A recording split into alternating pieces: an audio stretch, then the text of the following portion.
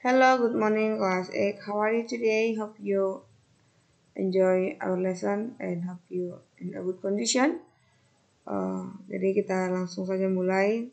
Topik kita hari ini mengenai IPS dengan pemerintahan Belanda dan Jepang. Mereview ya nak, mengulas kembali. Yang pertama adalah VOC itu kepanjangannya Verenigde Oost-Indische Compagnie, yang merupakan lembaga di bawah naungan pemerintahan Belanda yang digunakan untuk mengambil rempah-rempah di Indonesia dan mengawasi sistem kerja Rodi. Itu dia mengenai VOC. Yang kedua, tokoh-tokoh peletak dasar politik ekspansi VOC itu ada yaitu Antonio van Diemen, Johan Matsuyker, Ritzkov van Gons, Cornelis Jansson Spelman.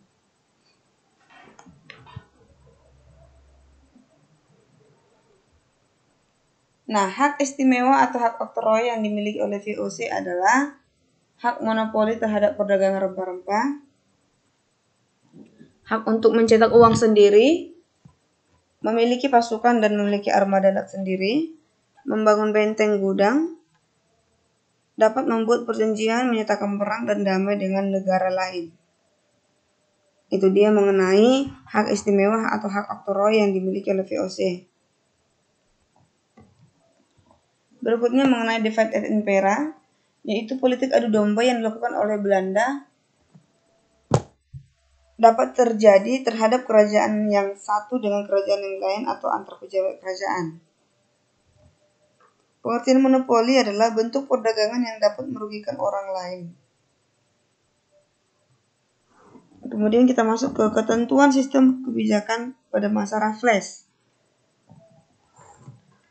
Nah, di sini kebijakan masa Raffles itu adalah petani harus menyewa tanah meskipun dia adalah pemilik tanah tersebut.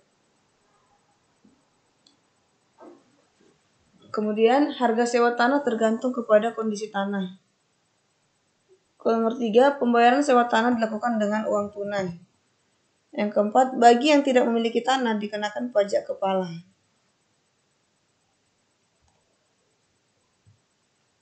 Yang berikutnya, penyebab kegagalan pelaksanaan sistem sewa tanah. 1. Sulit menentukan besar kecilnya pajak bagi pemilik tanah karena tidak semua rakyat memiliki tanah yang sama. 2. Sulit menentukan luas dan tingkat kesuburan tanah petani.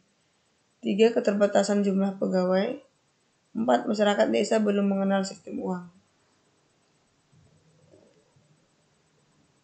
Praktik-praktik penekanan dan pemaksaan terhadap rakyat itu dilihat dari tanah yang digunakan untuk tanaman wajib hanya 1/5 dari tanah yang dimiliki rakyat.